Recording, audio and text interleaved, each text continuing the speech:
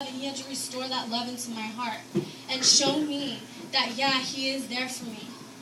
And so when I got saved was when I wanted to start changing. That's right. And when I wanted to start changing, that's when, like, it was really hard. It's really hard. It was really hard for me to do that. But when I see my mom do it, when she was in the gangs, that's what I wanted. I wanted to follow in her footsteps. But then when she accepted the Lord into her heart, then gave me a passion and desire, like, to have the same thing that she had. Yeah. And so I wanted that. So I started following after her footsteps. Okay, wait, let's get a little bit more curious. Okay, wait, what's this about? Okay, what's this about? What does this mean? And that's what I wanted. I craved that. I craved that love that God had for me. And I accepted him into my heart. And then my whole life had just changed. And you see, it takes one person in your life to make that difference. And for me, that person was my mom that made that difference in my life. You see, the devil had something different, had planned something different in my life to destroy me, to take me under. But you see, God has something different in my life. And without God and without my mom, I would not be standing here today. Yeah.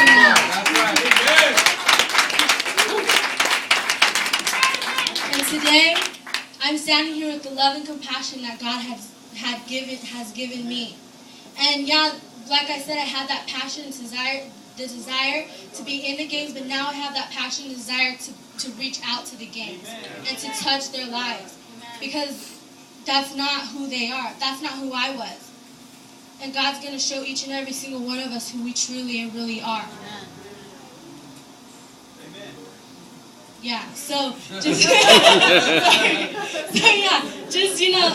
and for me, one of the main things I had to do was just to keep my heart open and to receive what God had for me. And that's what I'm going to challenge you guys with today, is to keep your guys' hearts open.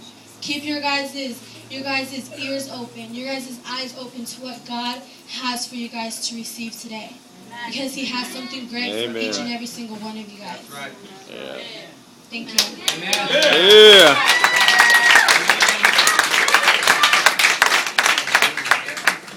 Okay, unfortunately, I don't got no rap or a poem. But I'll give you what I have.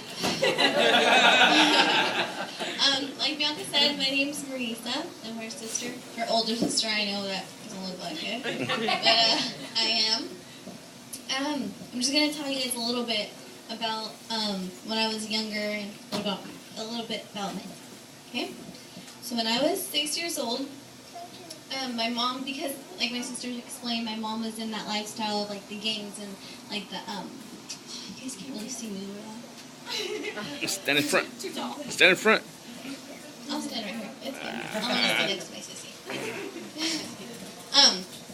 So like my sister was saying, how my mom was into the gangs and she was into like drugs and stuff like that, and because of that, she wasn't able to take care of us. Me and my brother, Cecil, we had to go live with these people. Yeah, so my mom gave me these people when I was 6 years old. When being at the age of 6, you don't know what's going on, and all you really want, like my sister said, is to be with like your mom, is to be with your dad.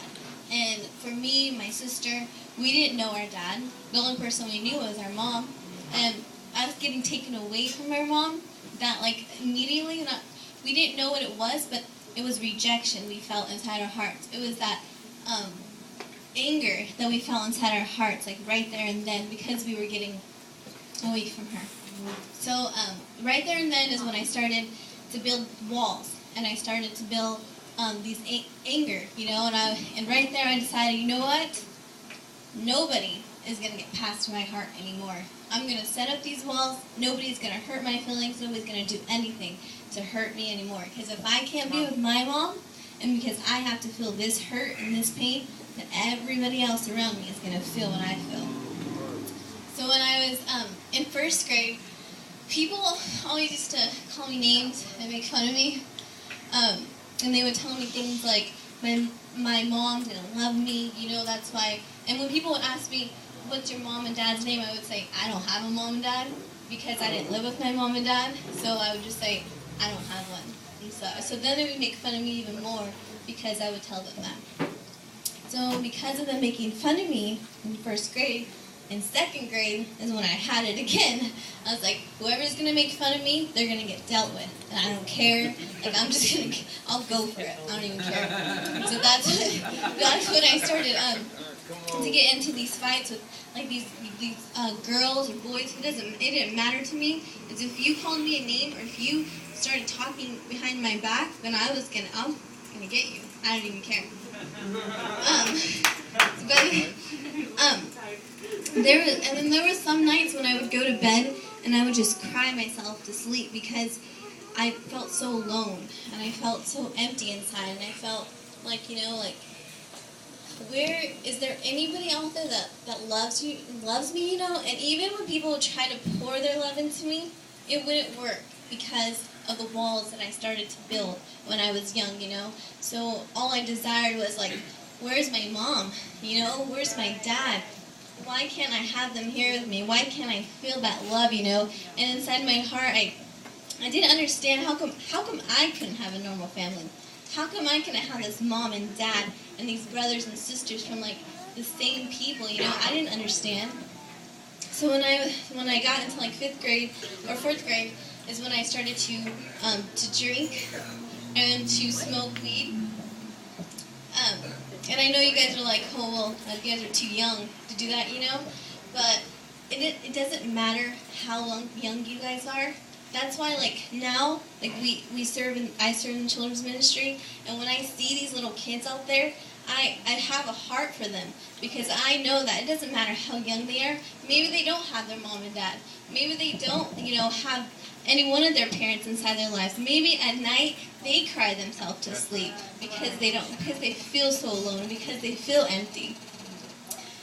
So, anyways, I started to do those kind of things, and then by the 6th grade is when my mom became a Christian, and she wanted me back. And in a way, I wanted to go, but then I was like, you know what? This lady gave me up. If she gave me up, and if she rejected me, and she wants me now, why does she want me now? For all those years that I felt alone and I cried myself to sleep, why does she want me now? So I went with her anyways, because a part inside my heart was like, well, maybe I can build this relationship, maybe I can have this mom, because in my heart, remember, I did want my mom inside my life, So I went to go live with my mom, and she always went to church. My mom, my sister, my brother, they always went to church, and I hated it. And I was like, what are these people doing? Why are they raising their hands? Why are they praising God? Who is this person that, they're lifting their hands to?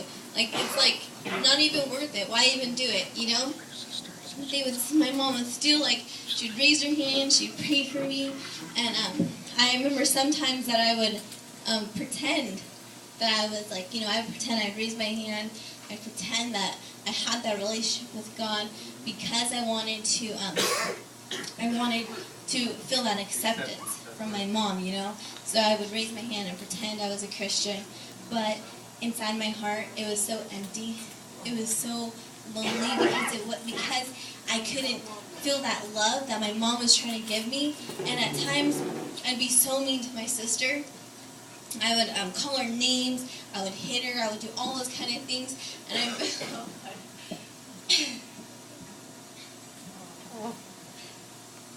Come on.